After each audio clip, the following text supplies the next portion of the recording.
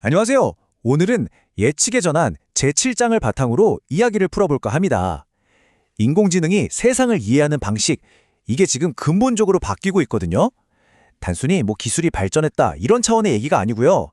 우리가 생각하고 판단하는 그 인식의 틀 자체가 바뀌고 있다는 아주 중요한 신호입니다. 자, 그럼 한번 깊이 들어가 볼까요? 본격적으로 시작하기 전에 이 질문 한번 잠시 생각해 보시겠어요? 혹시 여러분의 능력이나 노력과는 전혀 상관없이 그냥 내가 어떤 집단에 속해 있다는 그 통계적인 특성 때문에 불이익을 받은 경험 없으신가요? 오늘 이야기가 바로 이 질문과 아주 깊숙이 연결되어 있습니다.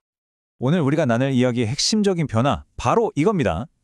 과거 20세기 통계학이 어떤 거대한 집단의 평균적인 경향을 분석하는 데 그쳤다면 지금 21세기 AI는 특정 개인, 한 명 한 명의 미래를 콕 집어서 예측하려고 달려들고 있죠. 이 관점의 작은 차이가 사실은 우리 사회에 어마어마한 파장을 일으키고 있는 겁니다. 자, 그럼 먼저 뭐가 어떻게 달라진 건지 확실히 알려면 전통적인 통계학의 세계부터 한번 들여다봐야겠죠? 이 기준점을 이해하는 게 아주 중요합니다. 고전 통계학의 핵심은요, 바로 집단을 다루는 과학이라는 거예요.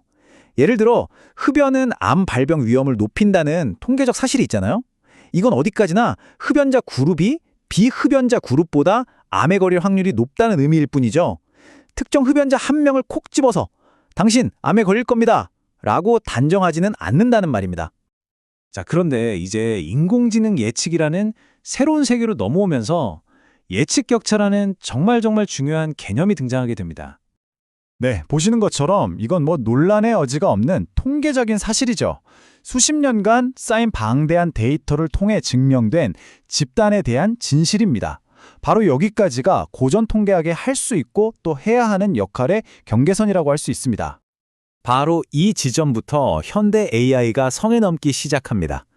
집단 전체에 대한 진실을 가지고 어떻게 T나라는 단 한 사람의 미래를 정확히 예측할 수 있을까요? 전통적인 통계학에서는 그건 불가능하다고 말했지만 요즘 AI는 가능하다고 주장하면서 계속 시도하고 있는 거죠.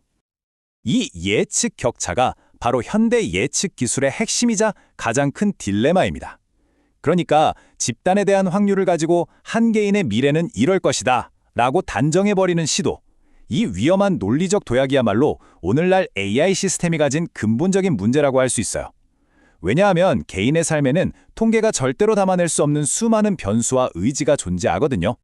자, 이런 변화가 또 어떤 엄청난 결과를 가져왔냐면요. 바로 이겁니다.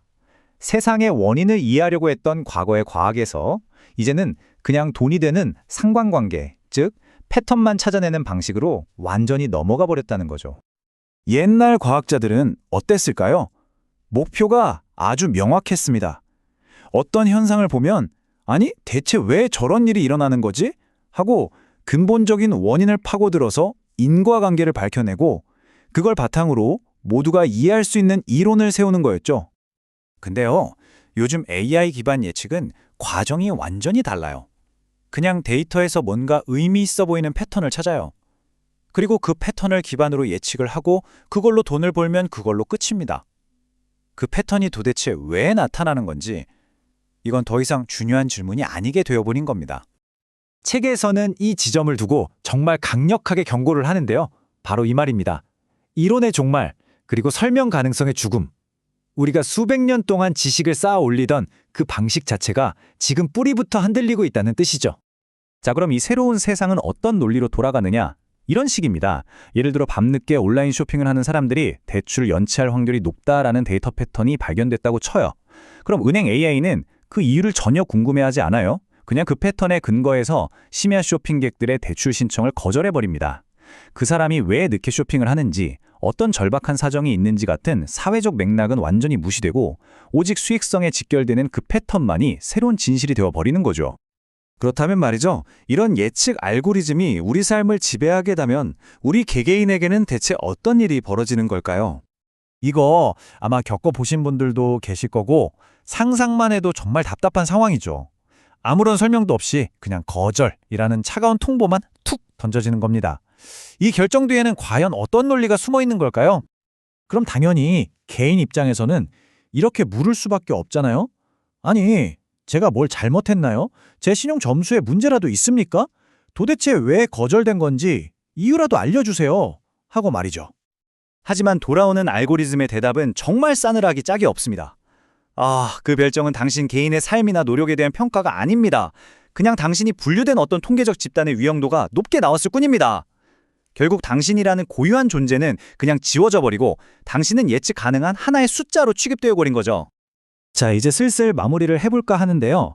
우리는 AI의 예측을 무슨 과학적 사실처럼 받아들일 게 아니라 비판적으로 해석하고 때로는 거부해야 할 새로운 종류의 예언으로 봐야 합니다. 이게 정말 중요한 핵심입니다. 여러분, 꼭 기억하셔야 해요. AI가 내놓는 결과를 불편부당한 진실이라고 착각하면 절대 안 됩니다. 대부분의 경우에 그건 기업의 이윤 같은 특정 목표를 위해서 아주 정교하게 설계된 복잡한 통계적 추측일 뿐입니다. 그러니까 우리가 가져야 할 태도는 아주 명확해지는 거죠. 알고리즘이 내놓는 모든 판단에 대해서 끊임없이 왜? 라고 질문해야 합니다. 그 예측이 도대체 어떤 데이터와 논리에 기반하는지 비판적으로 따져 묻는 것을 멈추는 순간 우리는 그냥 보이지 않는 통제에 순응하게 될 뿐입니다.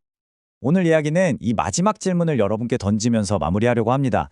인간 고유의 질문인 왜를 우리가 포기하게 된 사회에서 과연 무엇이 지식과 정의 그리고 진실의 기준이 될까요? 한번 깊이 생각해 볼 문제입니다.